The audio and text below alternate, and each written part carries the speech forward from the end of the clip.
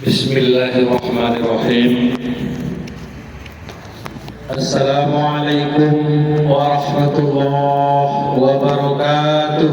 Waalaikumsalam warahmatullahi wabarakatuh. Apa kabar ibu-ibu semua, sehat? Alhamdulillah. Alhamdulillahirabbil alamin wassalatu wassalamu ala asrofil anbiya'i wal mursalin sayyidina Muhammadin wa ala alihi wa ashabihi ajma'in. Asyhadu an la ilaha illallah wahdahu la syarika lah wa asyhadu anna Muhammadan abduhu wa rasuluh allazi la nabiyya ba'da rahmatan lil alamin. Allahumma shalli ala sayyidina Muhammad wa ala ali sayyidina Muhammad. Pertama sekali, mari kita senantiasa bersyukur kehadiran Allah Subhanahu wa Ta'ala. Walaupun dalam cuaca yang sangat panas, kita tetap bersyukur.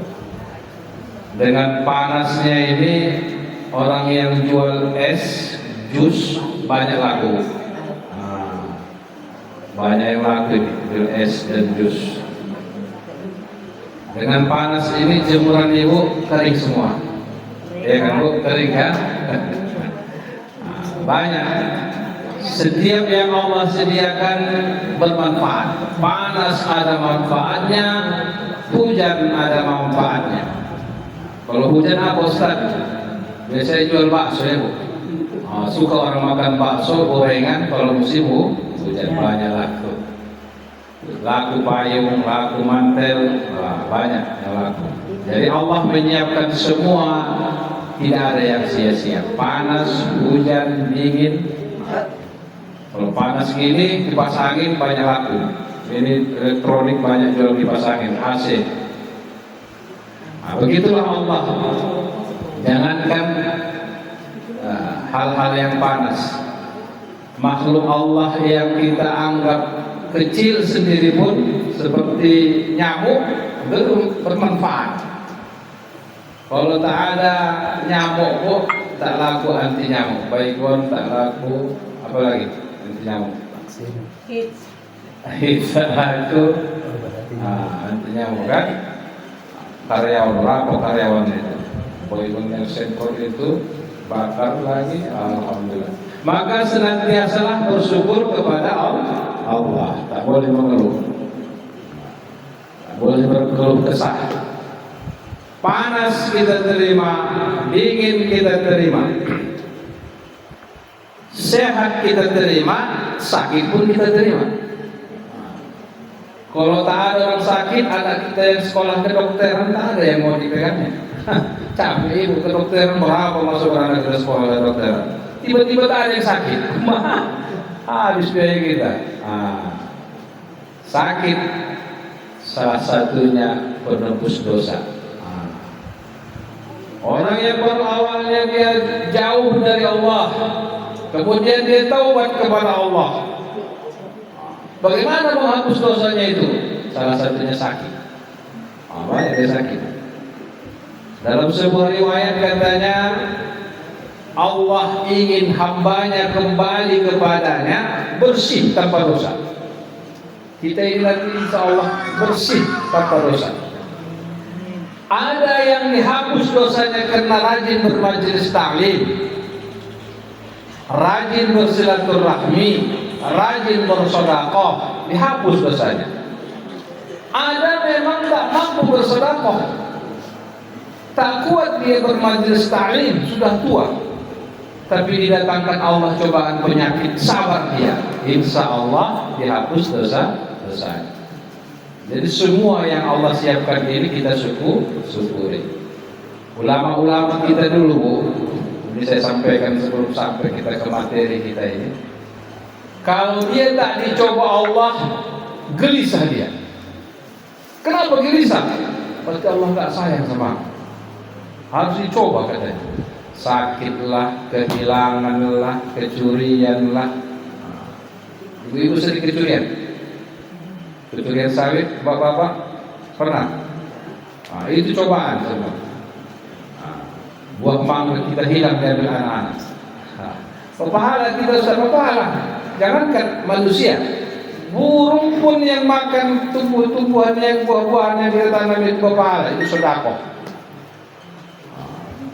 Tapi jangan ibu maki-maki anak-anak itu, oh dan dua jam buku dah, alhamdulillah, pahala. Harus begitu, ikhlaskan. Jadi jemaah yang dirahmati Allah, tidak ada alasan tidak bersyukur semua sakit Ustaz bersyukur. Tapi tetap ada usaha berobat, karena berobat ibu mengeluarkan biaya itu sedekah. Tapi ikhlas, jangan sayang, kenapa ibu tak berobat, sayanglah uangmu.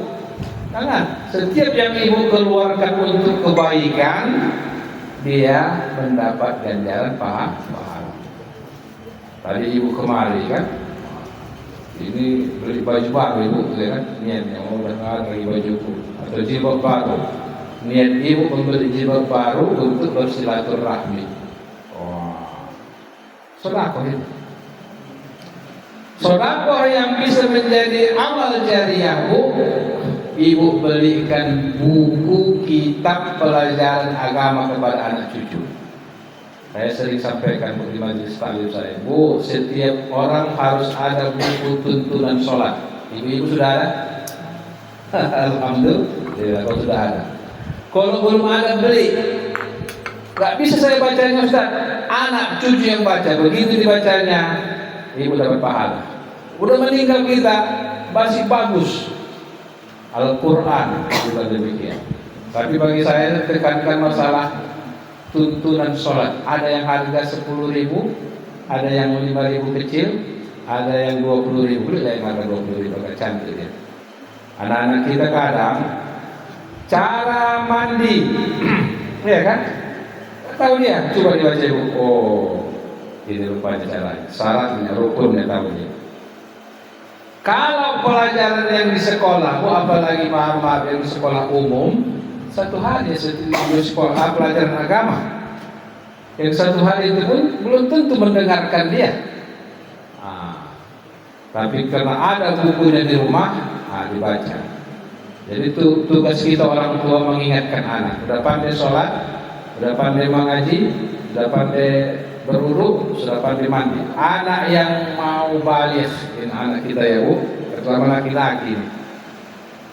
Ditanya ibunya kan dekat sama anaknya kan. Nah, kalau udah balik atau belum? Nggak tahu dia itu. Apa balik itu ya katanya? Nggak tahu dia. Balik itu nanti ada tandanya. Kalau perempuan datang bulan ya Bu. Kalau orang perempuan enak, laki-laki nggak pernah pun datang ke kantor tua orang yang mau menikah. Saya tanya, berapa kali kau sudah mandi wajib selama kau hidup? Tak tahu dia, nggak tahu dia menghitungnya. Gimana caranya Pak? Kau sudah balik? Sudah, apa tandanya? Nggak tahu dia. Maaf, cemana itu? Mau nikah, tak tahu dia kalau sudah balik. Maaf cakap saya tanya, mimpi basah pernah? Tak tahu dia apa mimpi basah. Itulah anak-anak yang memang dari kecil dia katanya sekolahnya SD itu tak tamat. Ini dari pendidikan ini perlu ya Bu, ya anak-anak kita ini ya, walaupun apa pidomatlah tamat ya SMA ya kan, supaya anak itu mengerti. Kadang-kadang memang tak serius dia belajar karena berada di lingkungan sekolah, ilmu temannya bisa mengalir sama dia. Banyak itu Bu, teman-teman saya dulu sekolah pesantren dia. Waktu pesantren tak rajin belajar, tak tahu-tahu dia pelajaran itu. Tapi dia berada di lingkungan pesantren. Begitu sudah tua muncul ilmu itu semua. Waktu dulu anak muda malah malu dia bilang pesantren, tapi udah tua dia baru muncul ilmu itu semua. Waktu di pesantren begini dulu, pesantren begini, muncul ilmunya, baru lagi menjadi imam masjid. Kalau dulu anak muda. Jadi itulah pentingnya pendidikan. Jadi bersyukur kita senantiasa kepada Allah Subhanahu Wa Taala. Kemudian berselawat kepada Rasulullah, Allahumma sholli ala Sayyidina Muhammad. Ibu jemaah yang dirahmati Allah Subhanahu Wa Taala, hari ini saya datang didampingi penyuluh agama juga Bu, dari Kecamatan Kampung Rakyat. Di antara jemaah ada yang mengenal Ustadz ini. Ini Ustadz Buddha.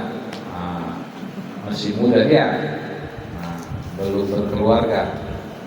Itu kalau ada cocok mencari mana, ibu-ibu cari menantu, inilah calon menantu. Nah, masih lajang, masih jomblo, tak ada pacarnya, ustaz tak boleh pacaran. Nah, dia harus dicarikan jodohnya, tak boleh pacaran, karena dia sudah ustaz. Ustaz nama ini, ustaznya Reja Pahalepi Nasution, sarjana sosial agama. Ini esos sebenarnya dulu, sekarang esos. Berarti dia ini esos sarjana sosial, berarti di UIN Sumatera Utara Medan, Fakultas Dakwah. Berdakwah ini dia. Lulus dia 2023 menjadi pegawai Kementerian Agama. Nah, ditempatkan di kampung rakyat. Tinggal dia jauh ini, Bu. Itulah perjuangan dia ini. Luar biasa. Ini kok dihitung pahalanya luar biasa. Di Labura 3 kabupaten dilewati. Labura, Labuan Batu, Labusel. Oh. Tapi dia tinggal di rantau berapa dengan kakaknya. Jadi setiap hari libur baru pulang ke Labura. Nah, hari Senin datang dia, pulang hari Jumat. Begitulah tugasnya pulang.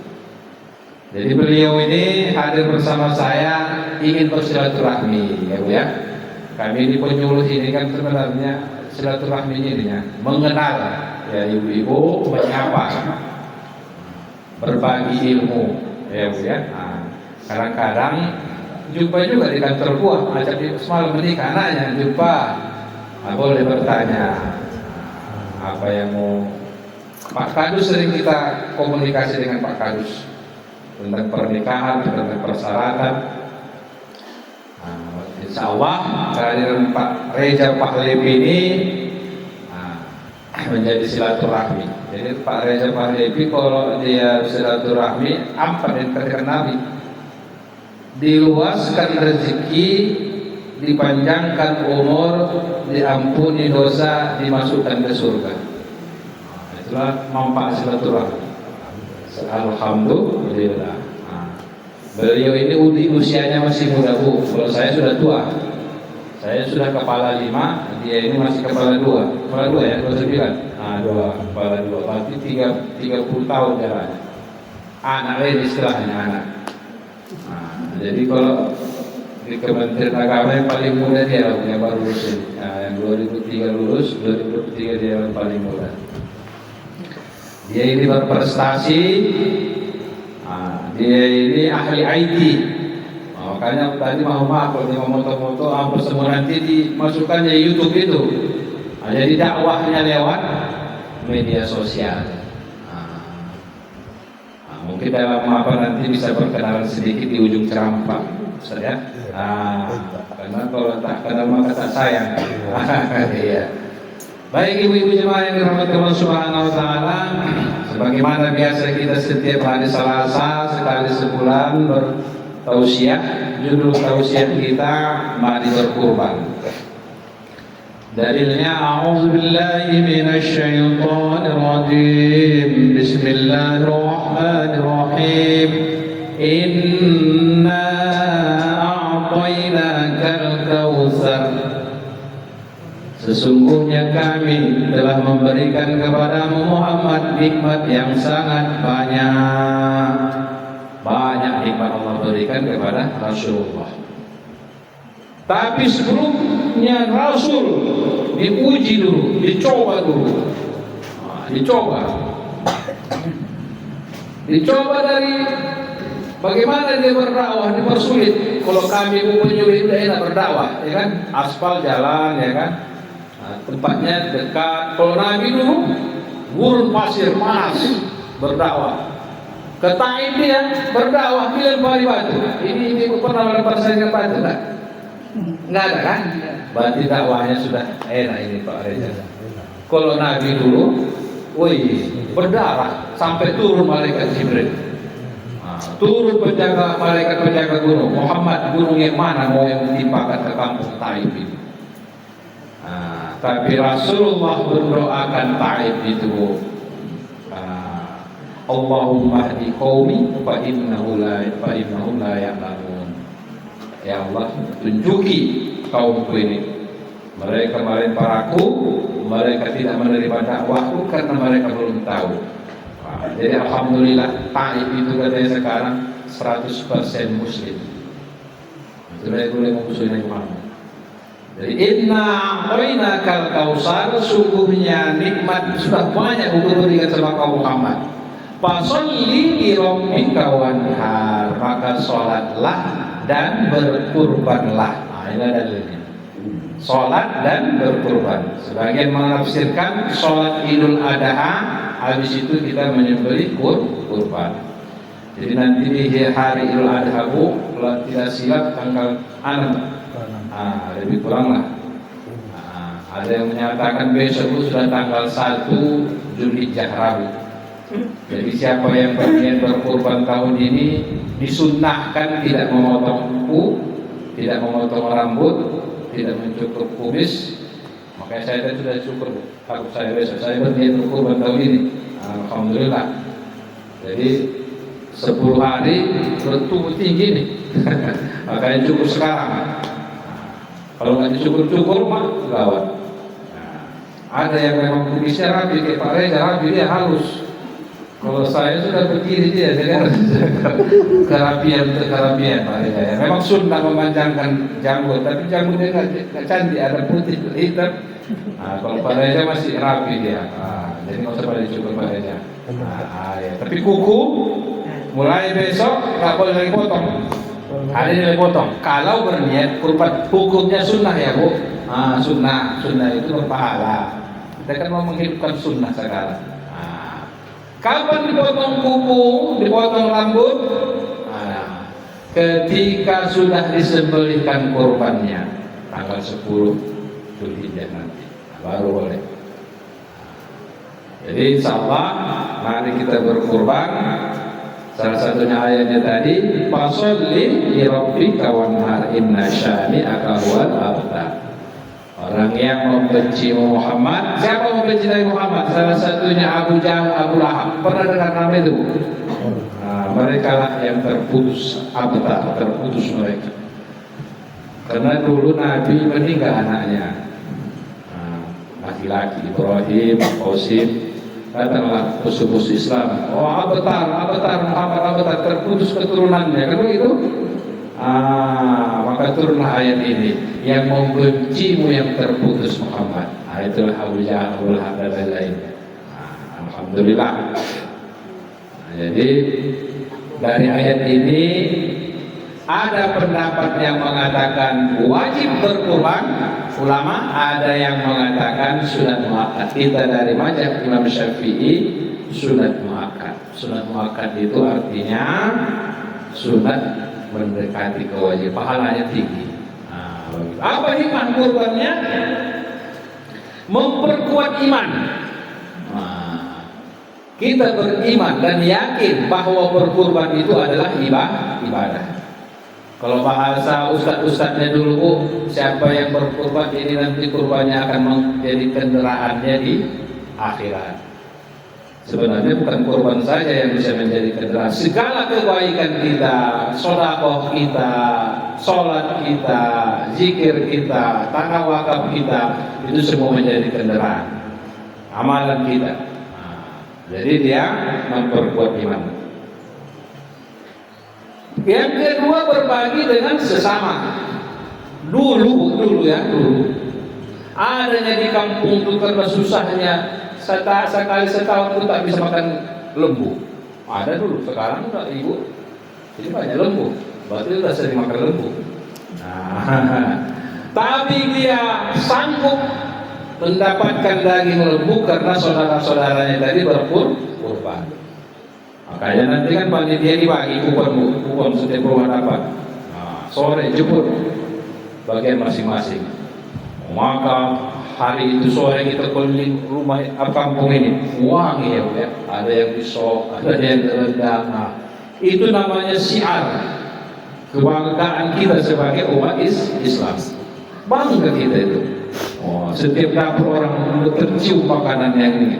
Karena makanan ini makanan istimewa, harganya pun mahal kan. Berapa daging sekilo? 100 berapa? Berapa ya? Oh, 130. Bayangkan sekilo ya. Kalau ikan lele 25.000 ya. Lumayan kan? Kemudian perbaikan termasuk untuk anak-anak. Di sop dia tulangnya itu kuat tulang anak-anak. Ada anak-anak kita cucu kita pemain bola. Oh, sekasih anak-anak itu. Saya pada rumah kan saya makan darah kolesterol, asam urat, darah tinggi, anak-anak aja lah. Nah, saya paling berani nanti kayak begitu apa? Yang dipukul-pukul di sambal itu, dendeng apa? Ini berani saya. Kalau sudah kena santan, ada berani saya lagi. Asam urat, kolesterol muncul ya. Namanya sudah kepala 5 aja ya. Nah. Kemudian berbagi sesama umat Islam. Kapan pelaksanaan kurbannya? Tanggal 10 Zulhijjah, 11, 12, 13 4 hari. Bagi yang tak ada uang yang belum beli kambing, tanggal 10 ada 3 hari lagi. Apa rezeki dia balik, panggil tukang sembelih. Hewan yang boleh dikurbankan itu adalah unta, sapi, kambing, domba, dan kerbau. Kerbau boleh, tak boleh. Tapi kalau ayam nggak masuk ayam. Kelinci nggak masuk. Apa lagi? Makanannya kuda tak boleh masuk. Inilah yang menjadi apa? Kenapa kerbau jarang Ustaz? Karena sedikit kerbau. Yang banyak itu kan kambing. Ternak kita yang banyak anaknya itu kambing, lembu. Kalau kerbau kan satunya anaknya. Kemudian jarang dipelihara orang sini, tempat tersuntuk. Tapi kalau tak ada kambing, tak ada sapi, tak ada unta, kerbau yang ada, itulah harganya lebih mahal yang kerbau. Hewan kurban harus memenuhi syarat-syarat tertentu seperti usia, sehat dan tak boleh cacat. Itulah kurban, hewan kurban. Sunnah-sunnah kurban: membaca basmalah dan doa sebelum menyembelih. Bismillahi Allahu Akbar. Allahumma hadza minka wa ilaika wa taqabbal minni. Begitu kalau nanti ustaz nanti yang menyembelihnya, Pak Mudim, dibacakan. Menyembelih hewan kurban sendiri atau menyaksikan langsung. Ibu-ibu nggak mungkin langsung menyembelihnya, diwakilkanlah. Membagikan daging kurban kepada keluarga, tetangga, dan yang membutuhkan. Jadi sebagai tempat sepertiganya untuk kita. 2/3 lagi dibagikan kepada fakir miskin, kepada jiran tetangga. Orang kaya pun boleh menerima kuponnya. Dapat kupon dia. Itu tersinggung kita orang kaya. Tiba-tiba masuk kupon ke rumah kita. Padahal kita sanggup. Seharusnya yang kaya itu berkurban. Tapi boleh dikasih, Ustaz? Boleh. Menunjukkan ketaatan dan perkorban kepada Allah Subhanahu wa taala. Qarraba yuqarribu qurbanan, mendekatkan diri kepada Allah. Memperkuat rasa syukur atas nikmat Allah. Jadi orang yang berkorban itu rasa syukurnya, lalu dikeluarkannya hartanya, lalu beribadah dia dengan beribadah kurban. Menumbuhkan rasa kepedulian sosial terhadap sesama, menjauhkan diri dari sifat-sifat kebinatangan. Itu hikmah itu. Jadi kita di dalam diri kita ada hawa nafsu. Jadi orang yang gemar berkurban, gemar bersedekah, itu akan menjauhkan dari nafsu yang tidak baik. Terakhir, menambah amal kebaikan untuk bekal di akhirat. Inilah barangkali ibu-ibu jemaah. Intinya tausiah kita sore hari ini adalah mari berkurban. Karena setiap orang yang berkurban akan mendapatkan pendekatan kepada Allah Subhanahu wa taala, mendekatkan diri kepada Allah Subhanahu wa taala, mengharapkan ridha Allah Subhanahu wa taala. Kata Nabi, bukan dagingnya, bukan darahnya, bukan rambutnya, bukan tanduknya, tapi keikhlasan, ya. Keikhlasan kita. Kalau sudah kita kasih ke panitia, udah jangan lagi campur tangan. Pokoknya mau kayak mali baginya terserah. Mau sedikit dikasihnya sama, tapi adil lah pula kan. Ini ibu sekian lah sama ibu, ya kambing lah sama ibu, ya lupa. Ikhlas kita. Jangan bilang nanti protes. Aku kan kurban lembu lah sama aku. ikhlaskan aja. Apa yang dikasih dia, karena sudah kita percayakan sama panitia, tapi panitia pun harus adil. Mana yang terbaik, mana tahu. Rupanya Pak Reja ini tak boleh makan kambing, tak boleh makan lembu. Dimintanya daging kambing semua. Jangan ada yang protes kalau panitia setuju. Umpama teknis-teknis yang seperti itu, jangan kita banyak protes. Aku sudah berkorban, aku begini, jangan lagi. Nanti kayak ikhlas. Jangan diungkit-ungkit. Sudah dikasihkan kepada panitia, udah. Nanti udah masuk ke panitia 2.500.000. Wah, di Gunung Salabat 2.200.000-nya katanya. Masih tak ikhlas. Walaupun kita lebih mahal sedikit apa-apa, itulah namanya pengorbanan itu. Kadang-kadang begitu, Bu. Ini panitia ini korupsi katanya. Nggak apa-apa. Orang kita udah ikhlas serahkan. Pokoknya yang kita berikan itu jangan diungkit-ungkit lah. Kadang-kadang banyak itu kacau. Tapi bukan di sini ya, Bu. Di tempat lain. Banyak protes selama itu, yang berkorban-korban itu. Jangan lagi. Kalau menurut saya, begitu sudah diserahkan uangnya, sudah. Pokoknya ibu cantik saja dulunya, mau dikasih berapa, ambil saja. Jangan tanya lagi bagian orang itu bagian dari mana. Dia kok 2 kali ada di pada tempat bertanya sama saya. Ustaz, apa saya bilang? Dia sudah berkurban, dapat kupon 1/3. Minta lagi dia kupon apa? Bagian umum. Cuma itu Ustaz. Banyak itu kan? Jadi saya bilang, udahlah panitia aja. Kalau dikasih panitia silahkan, dikasihnya nggak usah ya. Cuma ada yang tidak ada, jangan. Kalau saya sarankan sama ibu, biarlah panitia yang ngolahnya. Supaya kita bersih, hati kita tidak was-was, jangan tanya-tanya. Itu kok 2 bagiannya. Jangan lagi, biarkan aja. No comment lah ya Pak. Ya no comment. Banyak uang kita boleh. Kalau kurang banyak kan boleh tidak dibaca ya kan. Kadang-kadang itu yang bisa merusak nilai pahala. Jadi karena ini berkorban ini untuk mencapai ridho Allah, sudah serahkan. Jadi panitia pun enak kerja. Insya Allah. Tapi panitia pun harus betul-betul mengerti tugas dan fungsinya. Jangan karena panitia dia dimintanya engkol sama dia engkolnya. Tak boleh rupanya. Jadi kurban itu harus dicincang semua habis. Jangan nanti tukang kulit, tukang ini, aku ini nggak boleh. Harus dicincang habis berdasarkan kupon dapat, tapi gaji dia tidak boleh dikasih dari daging. Jadi kecuali dia sukarela tidak digaji. Tapi kalau kita ratus digaji 2 orang, nanti dia dikasih uang dia dari biaya kurban. Jadi tidak ada dia gaji dari daging, boleh. Tapi kalau dia dapat kupon ya silahkan, karena dia warga di situ. Tapi inilah gajimu ya, 2 bungkus sama kau, kan dibayar, boleh. Harus dikasih gajinya. Kecuali katanya aku nggak usah digaji, ikhlas potong royong, udah nggak ada masalah, dia dapat kupon. Begitu teknisnya. Mungkin nanti di sini ibu-ibu banyak yang ingin bertanya tentang pelaksanaan kurban ini. Boleh bertanya sebelum Ustaz Reza nanti menyapa ya. Pertanyaan dulu Ustaz Reza ya, baru menyapa Ustaz Reza ya.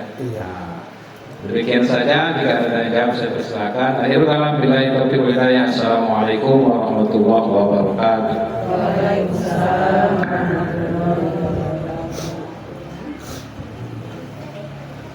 Jadi ibu-ibu, apakah ada ibu yang ingin bertanya tentang pelaksanaan kurban ini, tentang pengalaman tahun sebelumnya, boleh dipertanyakan.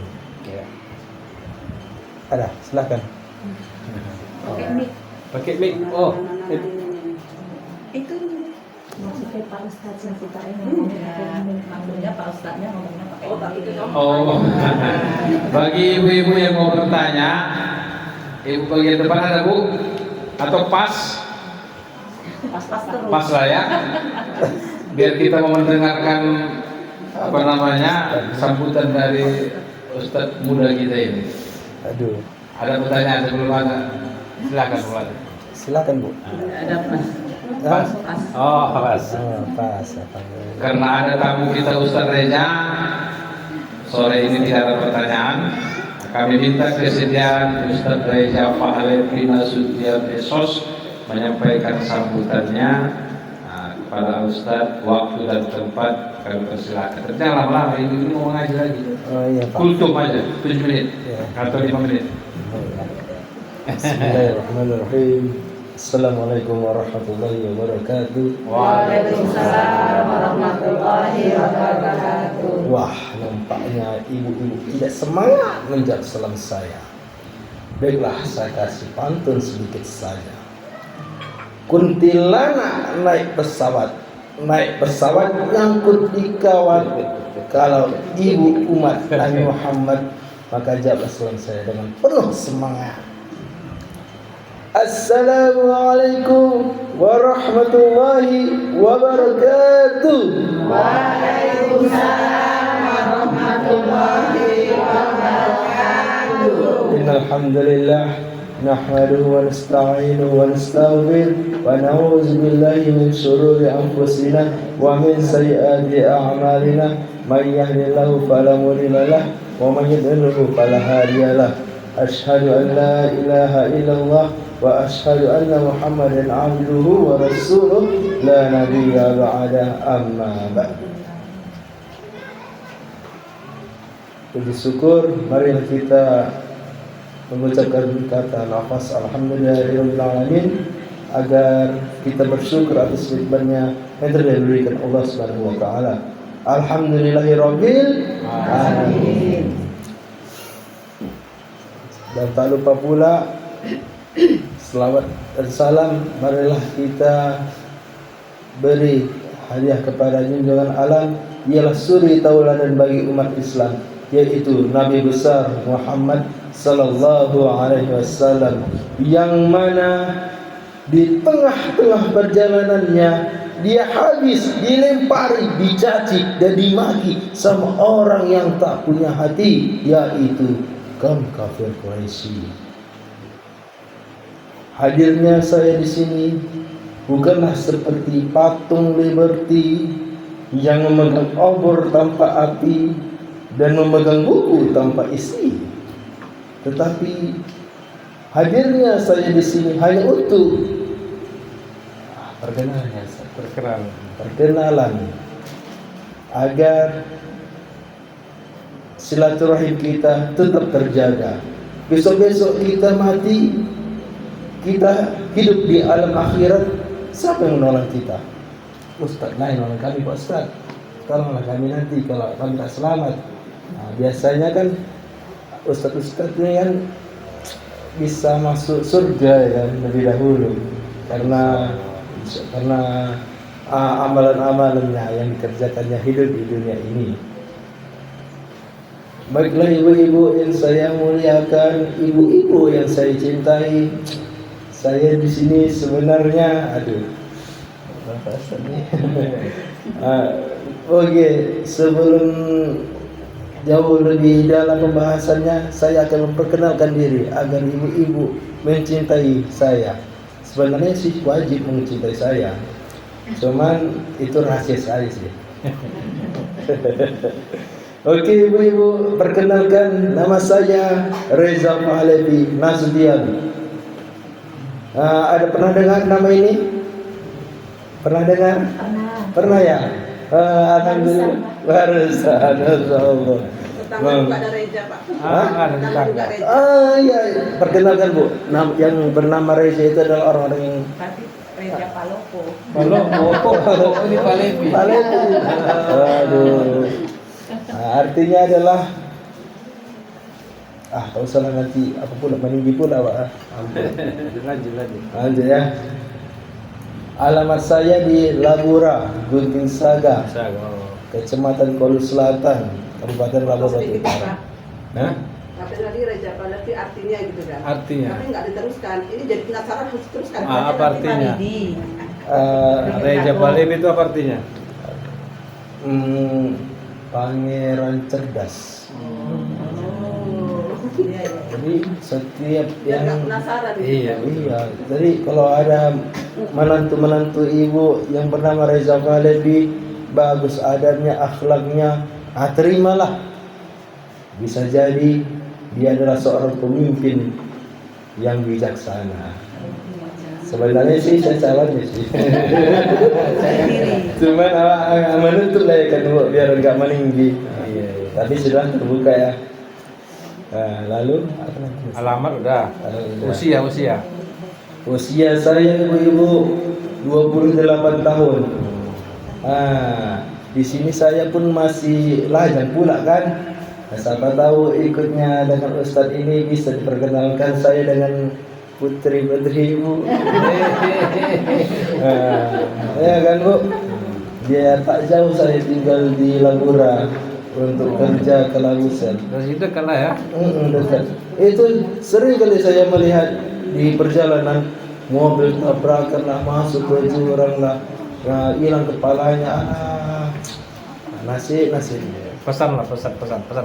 Oh ya, apalah pesan-pesan ibu untuk saya? Bu? Pesan Reza untuk Oh, untuk itu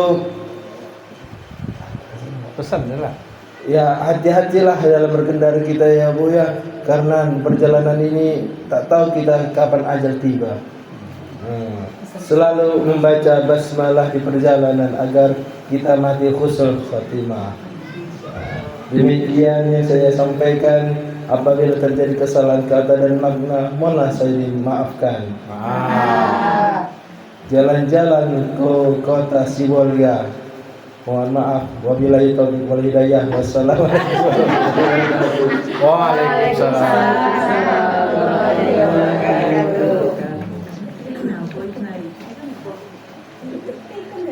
Selesai Bu ya?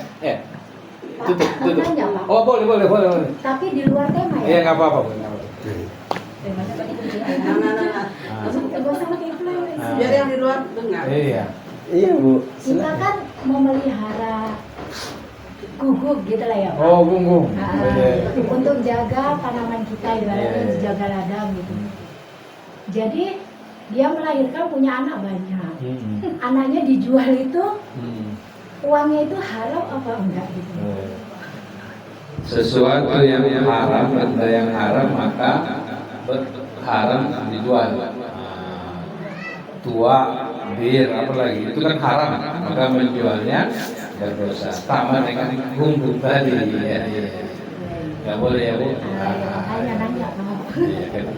Sebagai Muslim kan sesuatu yang haram. Malah kita kalau tidak dibutuhkan kali tidak boleh memelihara gunggung ini. Lantaran untuk jaga kebun. Oh di ladang. Oh iya. Kalau nggak gitu tanamannya habis dimakan monyet. Oh boleh kalau di rumah yang tak boleh ya. Iya. Karena mereka tak masuk kalau ada anjing dalam rumah. Iya. Gugupnya nggak pernah pulang.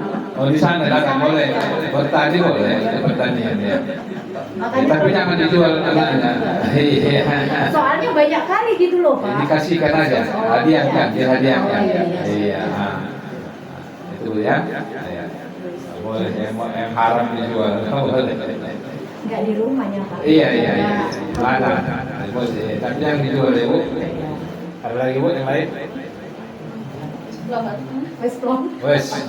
Pak Ustadz, mau bertanya, kalau dalam satu kampung ini tidak mengerjakan kurban, bagaimana? Kurban itu tadi hukumnya sunat, maka namanya sunat. Kalau nggak ada yang mengerjakan itu, Ya, sunat lah kayak sunat, berarti tidak berdosa kan? Pendapat banyak pendapat ya. Ada yang mewajibkan, ada yang sunat muakkad. Nanti kita bahas sejarah. Demikian saja barangkali ibu-ibu jemaah yang dirahmati Allah Subhanahu Wa Taala. Dengan kehadiran kami mudah-mudahan mohon maaf kami jika ada salah kata, tutur kata, salah cakap ataupun namanya, Allah kiranya kami dimaafkan. Wabillahi taufiq wal hidayah. Assalamualaikum warahmatullahi wabarakatuh. Waalaikumsalam.